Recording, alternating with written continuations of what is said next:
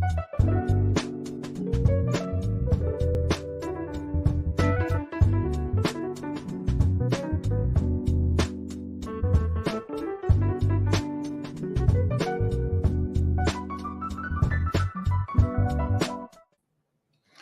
Al McFarlane. Welcome to the Conversation with Al McFarlane. Today is Thursday, November the 3rd, 2022, days away from the midterm elections here in Minnesota and in the United States, and days past an important election in Brazil. We're pleased to have our colleague and friend who joins us several times a week from Bahia, former Minnesotan, Mestre Yoji Adewole Sena, who is in Bahia. Yoji is a capoeira instructor, among other things, a scholar, and most of all, I think, a compassionate, warm, decent, caring human being and a friend to many, many. And I enjoy every time he's with us. His voice brings a calmness, but also sometimes a sense of alarm and a sense of urgency, but at the end of the day, a sense of overcoming adversity that can be political, cultural, or even personal. And so we appreciate and love his being a part of our program. We call today's program Companions, and that's kind of the spirit of it. Companions, people that are seeing the same thing and deciding to go in the same direction to build something different, something better.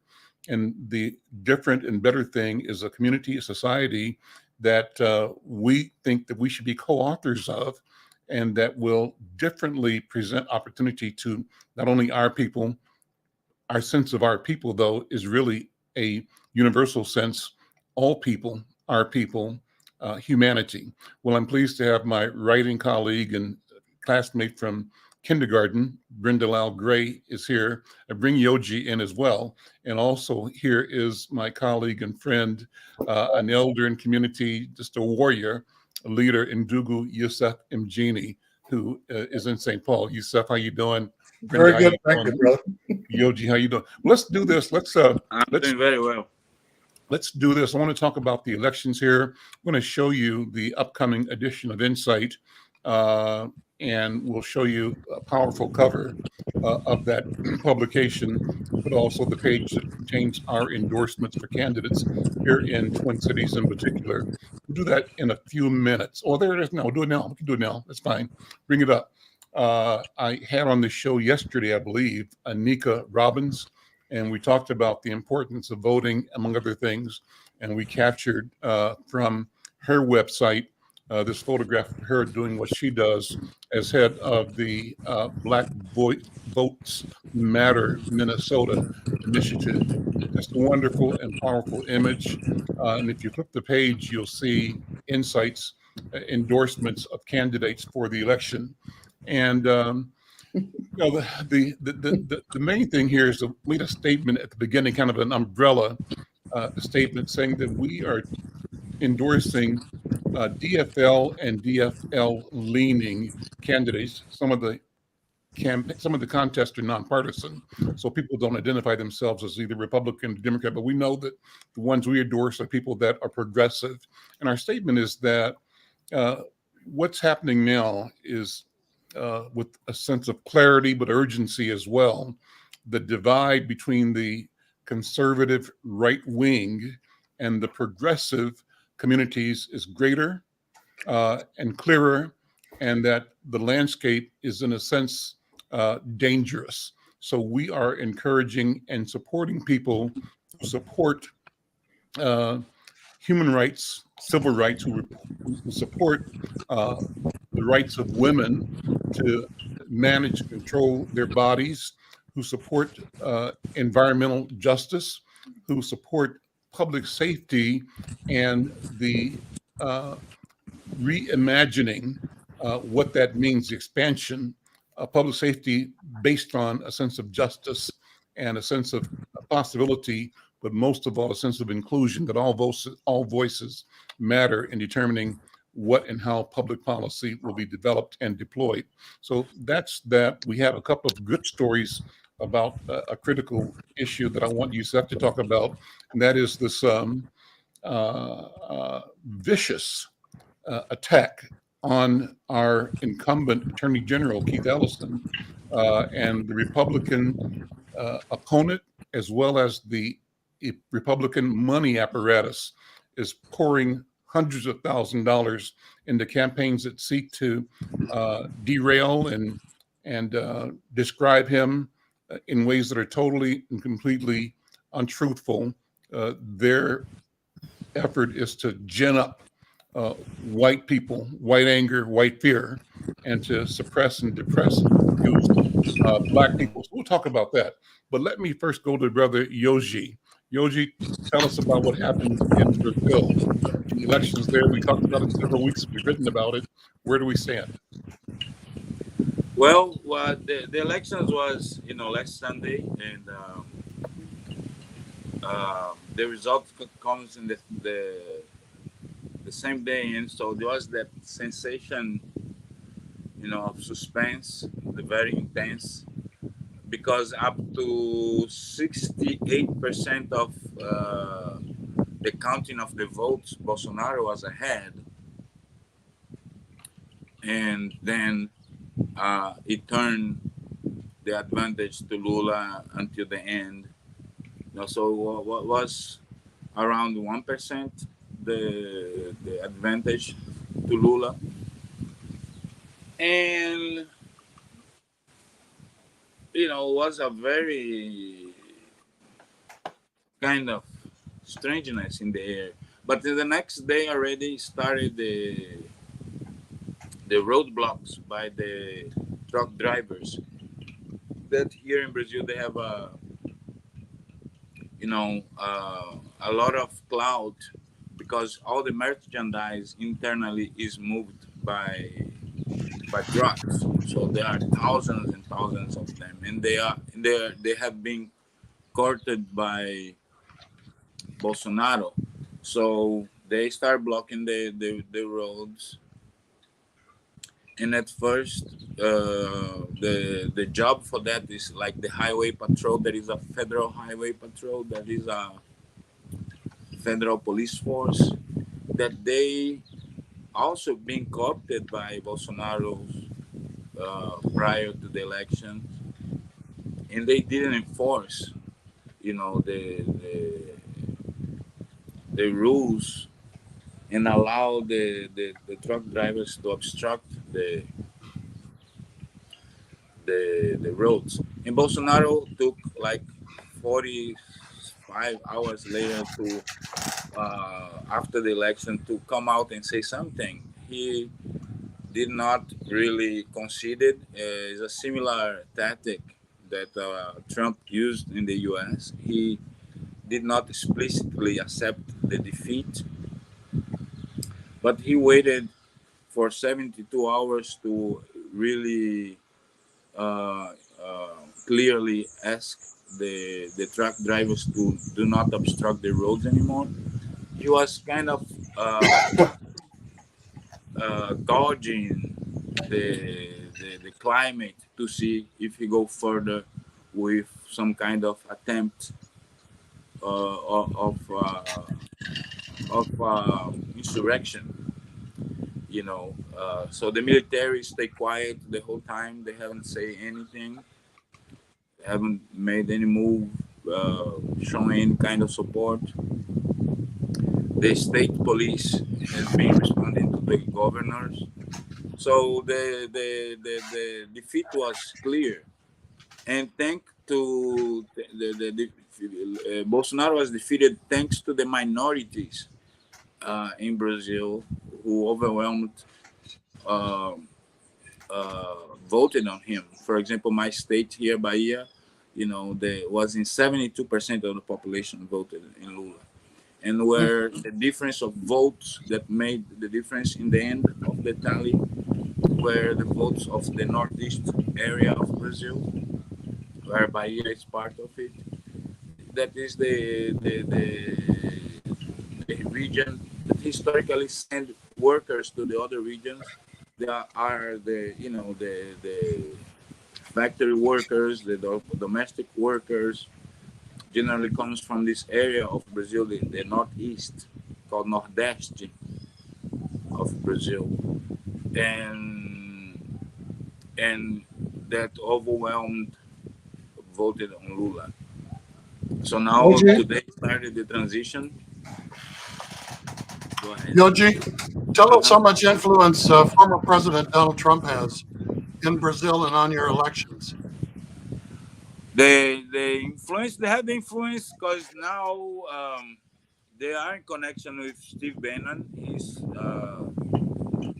part of this worldwide network of right-wing parties with Orban and Viktor Orban in Hungary, and Steve Bannon here. It's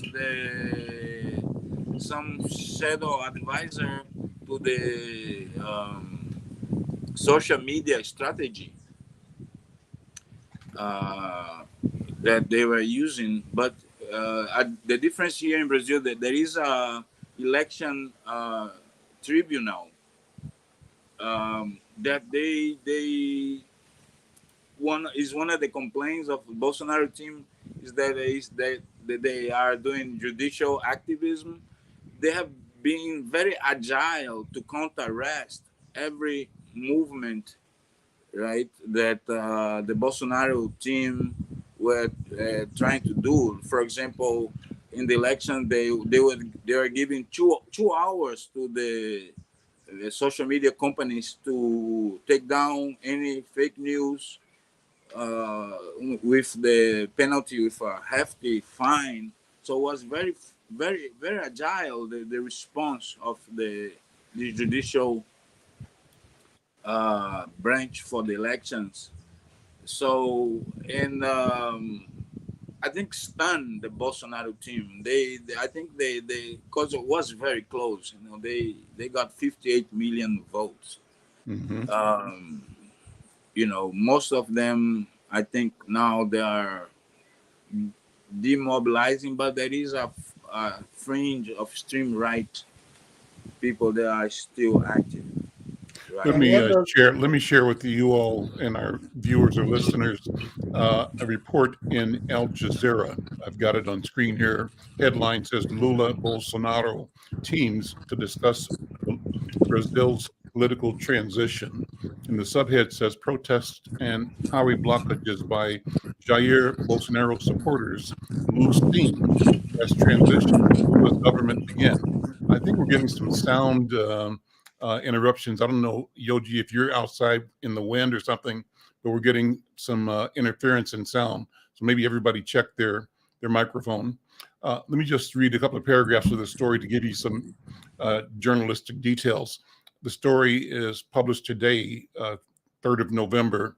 It says Brazilian President-elect Luiz Ignacio Lula da Silva's team is to meet outgoing leader Jair Bolsonaro's camp to discuss the political transition as well as pro-Bolsonaro protests and highway blockages that have started to fizzle out. Good news. Lula's vice president-elect, Geraldo Alckmin, a former Sao Paulo governor, tapped to lead the transition process, is to hold talks with Bolsonaro's chief of staff, Ciro Nogueira, on Thursday in the capital, Brasilia. A couple more paragraphs. Nogueira told reporters this week that Bolsonaro had authorized the transition, and that answers the question of if Bolsonaro is committed to acknowledging that he in fact was defeated, and it seems like that's the case as of late. It goes on to say the far-right leader said on Tuesday that he will respect Brazil's constitution, but he stopped short of conceding the election or congratulating Lula on his victory in Sunday's runoff. Lula had previously served as president from 2003 to 2010. In this election, secured 50.9% of the vote, compared with 49.1% for Bolsonaro. So, tight. That's tight. Less than 1% difference in the election. And It says, the article says, he's the first sitting Brazilian president to lose a re-election bid in Brazil's post-dictatorship era. That's Bolsonaro. Well, that's kind of a news report on the status. And, I think Yusef's question about the influence of Trump and your response about Bannon sort of speaks to the divide in the world. And Yusef, that also brings me to talk to you about, the energy that we're facing locally. This is not disconnected, not unrelated. The energy we're facing locally, particularly in the candidacy against our state attorney general, Keith Ellison. Why don't you jump in, Yusef, and talk about that? And you can draw the parallels where you will. Sure. I would just point out that 10 years ago, the Supreme Court handed down the Citizens United ruling, which said that political action committees could donate as much money as they wanted to the campaigns of like-minded candidates without having to divulge where the money came from and without the severe monitoring of the content of what they did. I say that because two things. One, we've mentioned earlier that of the 400 Republicans who have been endorsed by Donald Trump or by the Republican Party for statewide or for national offices, Secretary of State, Attorney General, Governor, Senator, and Congressperson, 291 of them, 3 out of 4, are election deniers who believe that Joe Biden was not fairly elected president of the United States. So with that background, that brings us to a group called RAGA, R-A-G-A. That stands for the Republican Association of Governors, whatever. It's a Republican Governors Association. They have put more money into attack ads in the state of Minnesota against Attorney General Keith Ellison than Attorney General Ellison's opponent has in his total campaign war chest. And they have recently announced, because the race is so close, they're going to spend another $467,000 this week. Now, a bit about RAGA, okay? Everyone in the listening, viewing audience, Al, Brenda, and Yogi, has no doubt heard a commercial which begins, this call is from an inmate in a Minnesota correctional facility. Will you accept the charges? And it goes on to say that Keith has supported cop killers, that he supported defunding the police, that he supported a woman who planted a bomb on top of a police car, that he hates the cops. It contains what you called untruths, which I would refer to as a lot of racist lies. And the tagline at the end of the commercial says, Keith Ellison, the criminal's choice for Attorney General in the state of Minnesota. Now, RAGA, the woman who heads up this Republican Governors Association, was a clerk for No Justice Thomas. So that will give you an indication of how extreme her politics are, how right-wing. And actually, Yusef, it's RAGA. RAGA is Republican Attorneys General Association. So, correct. Yeah. Mm-hmm. They're funded by very wealthy individuals and corporations. Mm-hmm. And because Keith Ellison's office was requested and agreed to handle the prosecution for both Derek Chauvin and for, help me with the name of the woman who thought she had a taser and had her gun and killed a young brother up in Brooklyn Center, Brooklyn Park. And I can't pull her name up, but I think everybody knows about that story. I remember it on occasion. Mm-hmm. I've got Alzheimer's, pardon me. Mm-hmm. I'm halfway to Alzheimer's. Potter, right? Kim Potter? Kim Potter, thank you, Yogi. Because Keith was asked by those municipalities, Hennepin County and either Brooklyn Center or Brooklyn Park, to handle those cases and was successful in getting convictions in both cases. Many people believe that these right-wing extremist groups are funding these attack ads to punish Minnesota Attorney General Keith Ellison for prosecuting 2 police officers who were guilty of taking the lives of unarmed black men. And this group, RAGA, also, out of its own offices and at its own expense, did the recruitment for the January 6th terrorist insurrection of the United States Capitol. And if our brother can help us, I have put the web link to a letter that people are being asked to sign condemning these racist ads in the chat. It specifically requests that people sign a letter opposing the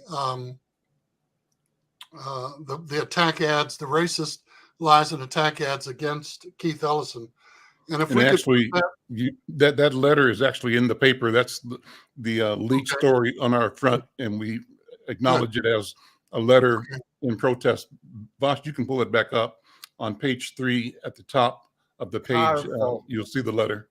Yeah, the organization is called buildingoneamerica.org, and people can Google that or put it in their search engine and find out more about this letter, which really goes into great detail outlining who these right-wing extremist parties are and what some of their background is. They're not just placing racist attack ads in Minnesota, but around the country. And there are at least a dozen races where you would literally have to flip a coin because the races are so tight, they are within the margin of error, both for statewide offices, for Senate offices, for governorships, and for House of Representatives candidates. And we know that at present we have a 50-50 margin in the Senate between Democrats and Republicans, and that the vice president has the ability to break any ties. That's the only time she's allowed to vote on issues in the Senate, or she can vote to prevent a tie. The governor's race, the attorney general's race, Senate races, Georgia, Philadelphia, Ohio, Minnesota. There are a half dozen states around the country where it literally is a toss-up, or within a point or two, the opponent that Minnesota's attorney general has never spent a day in the courtroom or as a trial lawyer. I think he's an investment banker or broker. And Keith has pointed out, Keith Ellison, our attorney general, has pointed out that his opponent has almost no knowledge of what the function of the state attorney general's office is, or taking the lead in terms of prosecuting cases on behalf of the state of Minnesota and its citizens. And Keith has been very pointed in going after companies that pollute, that are taking advantage of consumers, that are not being honest in terms of their business practices. And this is one of the reasons why people believe that he is under attack. But this buildingoneamerica.org website, in the Insight and in the private chat, will provide additional background information on this. And we've got 5 days until the election. Our vote is our voice. That's the theme of the NAACP, of which I'm proudly a part of the St. Paul Executive Committee and the Minnesota-Dakota Area Conference, what we call the State Conference. We are doing everything possible to encourage people to register and vote and become aware of the positions of the candidates so that they can make informed choices when they vote and not just guess at who they would like to elect. Because our future is literally at stake. 2 cases that deal with affirmative action were heard before the Supreme Court this week. One, Harvard University, the other, the University of North Carolina, where they are allowed under previous Supreme Court decisions to use race as one of the considerations for admission to those two institutions of higher education. And based on the questioning, people believe that there is a fairly good chance that the Supreme Court is going to outlaw affirmative action. Mm-hmm. And you only need speak to someone who, and I need to point this out, Al, the only time when affirmative action can be implemented is when there is proof beyond a doubt that one of the parties is guilty of past discrimination that prevented certain groups from accessing, the housing, the higher education, the employment, or it's only after there's been discrimination that's been proven can affirmative action be mandated by the court. And the Supreme Court is about to outlaw that on the basis of race neutrality. There was a minstrel named Dr. Lester B. Reasonable who used to say, "Come on, folks, now let's be reasonable." And that's the position that the conservative members of the Supreme Court are taking with regard to these affirmative action cases. And there are 3 race cases which will be heard before the Supreme Court, which I would remind our audience contains 6 conservatives and 3 liberals. Mm-hmm. And even in their confirmation hearings, they said Roe versus Wade was a principle established by the Supreme Court. It shouldn't be set aside. What did they do as soon as they got in office and had a majority? Yep. They set it aside, using race as one of the considerations, not the sole consideration. Is another Supreme Court principle based in decisions that they've handed down, which may very soon be, tossed out with the baby and the bathwater. And it will be one or more generations before there is anything resembling parity on the Supreme Court. And their credibility is disseminating as fast as a spilled ice cone in July. Okay, an ice cream cone falling on the asphalt in July, because they're basically carrying glass lunch buckets. And the Supreme Court watchers say that you can see right through every decision that they make is a political and an ideological rather than a legal decision. So it's Keith Ellison, it's the governor's campaign, it's the campaigns for Simon, who's running for Secretary of State. Mm-hmm. It goes up and down the ballot where Mm-hmm. these negative ads are being cast. And unfortunately, some people see them and they believe them, regardless of how racist or how untrue they actually are. So people need to do their homework, need to investigate the track record of the candidates, who is, funding these attacks, and what the real positions and the past track record of all of these opponents are. So I've talked for a long time. Let me share some details supporting what you just said, Yusef, before I ask Brenda to weigh in. And this is another front page article in the upcoming edition of Insight News. It says the Minnesota DFL party is charged that a $847,000 Minnesota for Freedom ad buy was coordinated to support the candidacy of Jim Schultz, the Republican challenging Attorney General Keith Ellison, and should have been counted as a contribution to Schultz, which is greatly in excess of the campaign finance limit of $2,500. If an investigation finds that Jim Schultz for Minnesota Attorney General Committee and the Minnesota for Freedom Political Fund work together, according to the DFL, they could be liable for millions of dollars in fines, which would be the largest campaign finance fine in state history. People believe it's the largest violation. Yeah, and it could violate both the Ku Klux Klan Act and the Voting Rights Act in terms of intimidating voters. In their complaint, the Minnesota DFL party on October 18th told the Minnesota Campaign Finance and Public Disclosure Board that Schultz's campaign illegally coordinated ads with Minnesota for Freedom, and the complaint based that on the fact that Steve Sykes placed the ad buys for the Schultz campaign. He was listed as a campaign director, but he also shows up on documents for ad buys from Minnesota for Freedom. That is illegal. So that's what we're dealing with there. Brenda, jump in. What do you think? I just wanted to point out that early this morning I saw a CBS report about a Republican. I didn't get her name, but what they are doing with Latino voters on air. They know that about 90% of Latinos listen to radio. Mm-hmm.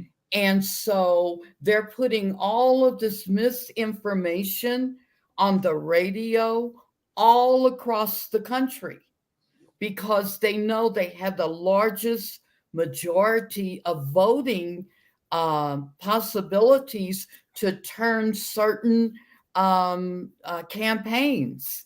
And it is vicious what they're saying.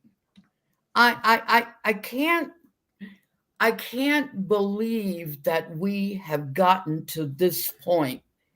And again, I hear from a lot of my former students, and they're afraid. They don't want to go to the voting polls. They don't know what's going to happen. I have encouraged them to do absentee ballots, but they have to vote. And it's really sad where we are. The other sad thing, Brenda, is that it may not be until after the election that the decision is handed down in I'm terms sure, of the Yusef, I'm illegality of sure. these ads. Yeah.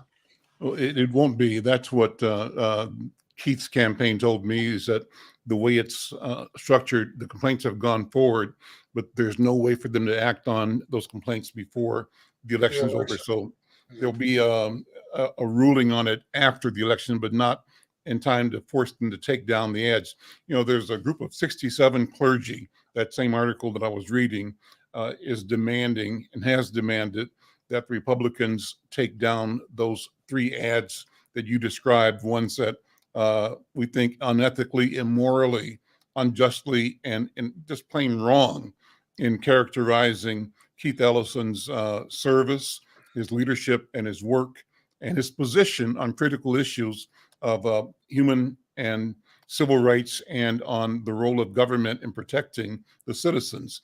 And you said it, Yusef, part of the deal is that the money is coming from big businesses afraid and upset that Keith Ellison has been consistently holding them accountable, from banks and communications companies, And slum landlords. name brand companies that we all know have been hauled into court by Keith Ellison, and therefore they're looking to free themselves from that scrutiny and the obligations that they be responsible citizens and not disadvantage the residents, citizens of Minnesota.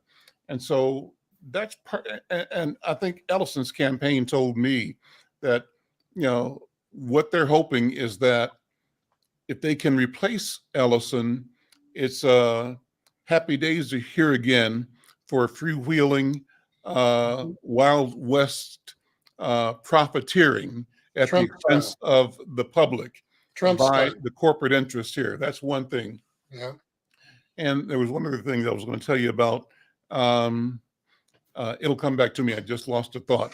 One of the other things that these right-wing groups are doing is they're posting pictures in the television ads that are photoshopped, Mhm. and the black candidates they're putting T-shirts on the black candidates that say "defund the police," even though those candidates don't own any such T-shirt and never took a position endorsing the concept of defund the police, whatever that means to whoever, Mhm. you know. And so just blatant, you know, misinformation and lies.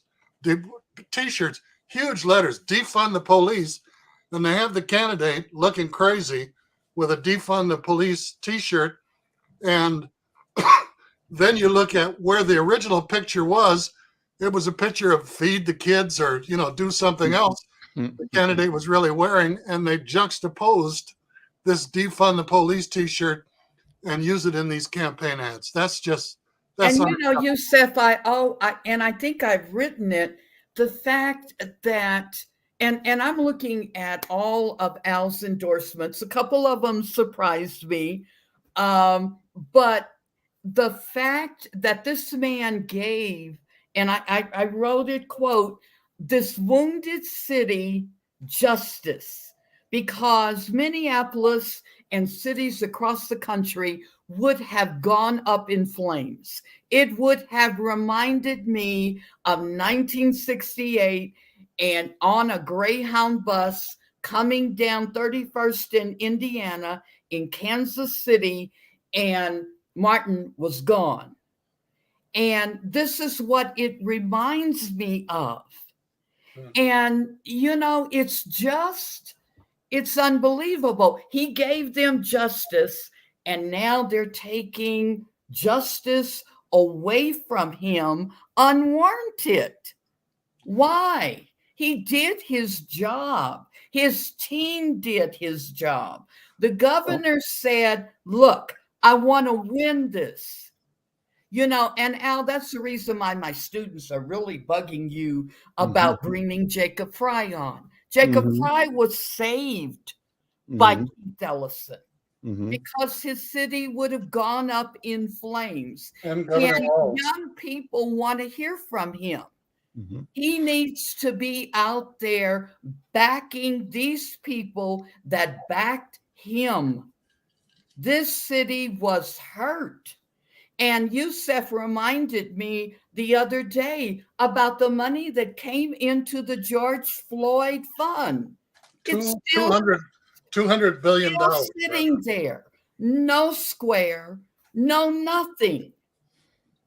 And, these young, they follow you, Al, and that's a good thing. But they want to hear from Jacob Fry. You got elected, and maybe you shouldn't have. But we want to hear what you say about these people that backed you, and they need Keith Ellison to have support. Let me push back a little bit, Brenda, because I think you're right in terms of sentiment, but I think we have to say, you used the phrase that Keith has done, so much, and now they're taking it away. Well, yeah, I think we have to be cognizant that they are doing what they intend to do, what they want to do, and with what they see is their right, their obligation, and their interest. So the question really becomes not so much them, but it's us. Yep. The question is, what are we going to do? And I think the operative language here is that we have to make sure, and you said this again and again, that we mobilize our families, our neighborhoods, our blocks, people that we know, our networks, and make sure that everybody votes early if possible, and certainly votes on election day, on the poll day. Because if we fail to show up, if we fail to bring our voice to the equation, the other voice is the one that will emerge victorious. And so on the one hand, while I criticize and stand against that conservative voice, that ideology that seeks to deny my freedom and even my humanity, I also know that the battleground is in my own household, my own neighborhood, my own understanding of how important it is that I pay attention. And the I am talking about is not personal, it's us. It's us. How do we teach ourselves and make ourselves focus on both the challenge and the opportunity, the duty, the obligation to both resist, but also build. And we build by bringing our voice and our vote to the ballot box, and we have to shape public policy. Go ahead, Yusef. Al, one other point that I have to make, and I share this with Brother Yogi in mind, is that when Donald Trump was elected, it was an international embarrassment for the United States. He referred to African and third world countries as what kind of countries, Yogi? Shithole countries. Yeah. okay, with an open mic. I mean, he was very honest, very blunt about that. That was And mild compared to what he called women, I, Yusef. and I'm sorry. I don't know, Brenda. I don't know of a single group that this man hasn't insulted. I Okay, know. and I Steve know. Bannon was the editor of Breitbart magazine. He was a senior advisor in the Trump administration. He was one of the people calling for Vice President Pence to be hung on January 6th. And for him to be calling the outgoing president of Brazil and telling him, whatever you do, don't give up the office, hang on to it, fight it, stop the steal. That's clearly meddling in the affairs of another international sovereign country. So the outcome of this election could have similar and even more draconian impact on third world countries, on other countries that have leaders or large populations of people of color. We have 83 military bases in the 53 independent countries in Africa. Africa is not a country, okay? Africa contains 53 countries. And these same large multinational corporations want to continue to reap those precious minerals for 10 cents a ton that go in smartphones and flat screens and Xboxes and chips Computers. and brand new automobiles, superfly cars and everything else. This really is going to have, the election in 5 days is going to have international significance. Okay.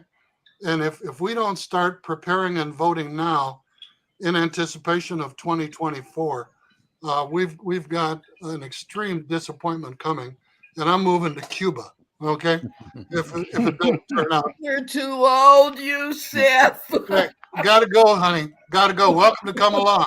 Okay. I'm gonna get in the McFarlane suitcase and go to Jamaica. Got to go somewhere. Okay, Yoji, have you got an extra bedroom down there? Oh yeah. Yoji, I just have to This say is congratulations, and I'm just hoping that we have the same type of elation on not Tuesday, but maybe the Tuesday following. I still have hope. Al interviewed this phenomenal young chancellor the other day, and he said, hope is a discipline. I just wrote that, and I'm saying, bravo, brother Femi. yes. This conversation was remind me that I think last time that we had one of these conversation about violence and things like that. So what I think is, mm, you know, okay, we might be successful in this election, this upcoming election, but in certain way, to me, I question. It is what we understand as democracy. It is the right way of electing leaders, or we have come to a threshold that society needs to evolve, because also we got ourselves in these conundrums because we believe in this quasi religious concept of democracy, and that we know that already democracy in many ways, in a ways, it adapts itself to perpetuate the powerful, you know. So the all of a sudden, the last 2 3 years, the world took a turn to this unsettling prospects, right? In contrast to the 80s and 90s, when all the, the decolonization happened, Mandela came out of prison. There was the new world order. There was some kind of hope in there, but now still hope is the only thing that really got to give us the the energy to fight for things that are just, fair, righteous to be, you know. We So needed about 10 more years of John, Robert, I can't think of his last name, our congressman from Georgia with the Voting Rights Act. I am having a senior moment. John But Lewis. yeah, John Lewis. He Mhm. was on a roll Mhm. and he knew it. And when they did the center and everything, he knew where we were. Mhm. And we were like right on the brink, you know, with the George Floyd. I mean, we were right on the brink. And here comes Trumper. Well, you know, I don't think we lose ground. I think that even, or if we were on the brink, we're still on the brink. I Yeah. think that the work we're talking about is work that cannot be destroyed. It may be delayed, but will not be destroyed or stopped. I think we have to operate daily wherever we are with this certainty that victory is both imminent and inevitable.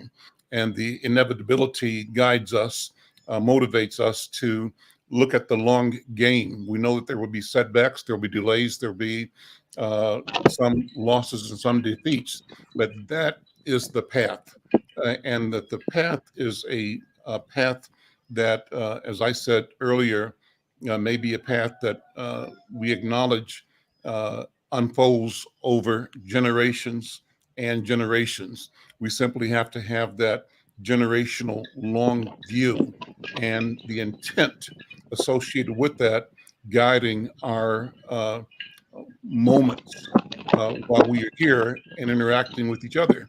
But we can be intentional and we can put in context movement towards justice and freedom that of its own volition shows up as change in individuals' lives and shows up as organized and systemic resistance to oppression, repression, and violence of the state and violence of the few in society that want to hoard resources, Yusef, to extract the wealth of states, of countries, and also extract the labor of human beings for the advantage of the few and for the disadvantage of those places and people that are being robbed in effect. But I think, simple. yeah. And Lulu showed us this in this election. So, you know, I think I'm believing there's hope. Mm. I think there are going to be some Stacey Abrams lines at the voting poll. I really do. And the Pelosi thing shook some people. It really, really did. For Mitch McConnell to step out and say, no, they've gone too far. I don't have a problem with people discussing the issues fairly or where they disagree and doing so agreeably. I don't have a problem with people making a profit. I do, however, have a problem with the racist, lying misinformation. And I do have a problem with the kind of profiteering that we've been talking about. What's happening with the Latinas down in Miami-Dade, Florida, with a Republican woman who talks about their platform and all of the misinformation that's going on the radio waves. Yeah, that really bothered me because there are a lot of Latinos who are qualified for voting. Dr. Irma, jump in. Good to see you. Thank you. Hi, Dr. Irma. Hi. Well, I'm sitting in the parking lot at St. Augustine's College, which is St. Augustine, which is a historically Black college. And I just finished giving a presentation on feature writing to the Black journalism class. Yay! So for future Black journalists, you know, had to do my due for that. So sorry. And wonderful article. Thank you. On Black Lives Matter. Very good. Let's find that and show it here. It was wonderful. Bring that I had up. to think about that, Dr. Irma, because I haven't been a fan here recently. So I needed to go back and get a little bit more. So thank you for that article. Vosh, can you scroll on the share to the page that has Dr. McCartland? I think it's the first page. Mm-hmm. Yeah. And I think, I mean, you know, in some ways, I want to speak to what Brenda was talking about, which is one, we have to stop thinking that that Latinos are homogeneous. You know, you're talking about people who come from multiple countries. They don't come all from the same country. Most of what we're talking about in Miami are Cubans who are Thank coming, you. who came Yeah. after the revolution, who came because of the revolution, and they have dominated. They came with wealth and privilege because the revolution was asking them to give them up, and they have dominated, but they do not speak for all Latinos at all. And each country has its own its history of racialization, as well as its history of rebellion by Afro-Latinos and mulattoes and people in solidarity. So we need to stop, you know, this notion of Hispanic forces us to put them all into one box as if they're the same, and they're not in that respect. I don't know when to say Latina, Latino, Hispanic, you know, because there's so many different sectors. Well, Hispanic is a language. Yeah, Well, but they Hispanic is not also the call language. themselves Hispanic. No, Hispanic is an invented term by the census. There is no country called Yeah. Hispanic. There was Agreed. no ethnic category. It was invented by the census to lump these people who speak a same language, most Yeah. except for Brazil, who speak Spanish, into one category as if they were all the same, and they're not. Yeah. Yeah. Yoshi, And go ahead. on the Cubans, Unmute there. the younger Cubans tend to vote more liberal than the older Cubans, who tend to vote more Republicans, because the Cubans under 35 voted to elect Barack Obama, and the elderly Cubans voted in the Republican column. Barack started all of this. I just we want to say that we don't speak Spanish in Brazil. We speak Portuguese. No, I said And except for Brazil. I yeah. agree. Oh, It's okay. All right. Portuguese. And in the census now we have categories Luso Americans or something like. So Hispanic comes from the lump based on the language, but it was also to separate Brazilians and Guyanese, because before the term Latin America also include countries that speaks French in South America and in the Caribbean and everything. So it is, I don't know, this desire of classifying people, you know, but yeah, Brazilians now in the census also they have Brazilian Portuguese. So there's the Luso section, Luso speakers. That's Luso is for Portugal, as Yogi, Hispanic is for Spain. in your opening remarks, Yogi, I noted that you said that the victory of Lula was a reflection of minorities coming together, and the term minority from you caught my attention. I meant to bring it up to you, so now is the time. And from what you said over several previous conversations, right now, more Brazilians see themselves as a new majority, and that is they are African or African origin. So how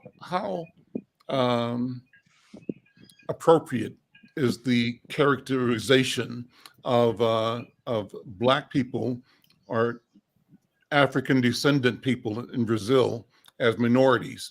And then how important is it, Dr. Irma, that at some point in time, diaspora-wide, we begin to redefine the containers in which we express identity? I have a T-shirt on that's called Global Majority from time to time. And it takes a minute, it takes work to see ourselves outside of what we've been presented. And we've been presented with this language that is immobilizing and that asks us to accept a status that is not true, that implies that we are not the majority, when in fact we are. The question is, what does majority mean? And how can we mobilize both our minds and ourselves, our interactions, in ways that allow us to do more, be more, and exercise power based on the numbers we represent? Yogi first, and then Dr. Irma, what do you think? Well, again, I think about the idea of democracy, right? Because these minorities, in many ways, are the majority, but they are a minority into maybe having power to move things around. But many times, most time, numerically, they are majority. Like So South Africa. yes. Um, so here in Brazil, I mentioned before, the passes.